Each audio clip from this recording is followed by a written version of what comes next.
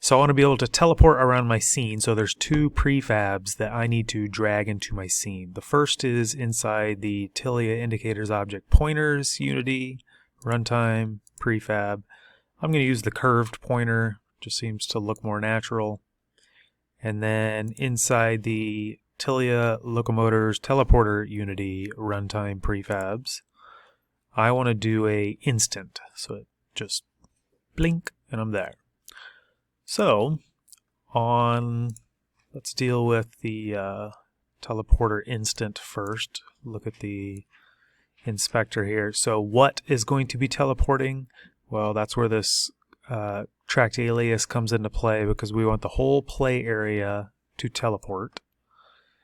And the offset needs to be the headset, otherwise it will, every time you teleport, it will, I think, teleport you and force you to the middle. Camera validity, that's the scene cameras, and that's it for that one. And now the object pointers curved, where the curved pointer is coming out of, I'm just going to use my right controller now. You could set it up for both, doing the same thing. But so my right controller, and the activation, that's where these buttons come into play. Let me collapse that. So if I go into my Input Manager OpenVR right controller, right trackpad, I'm going to make it so that when you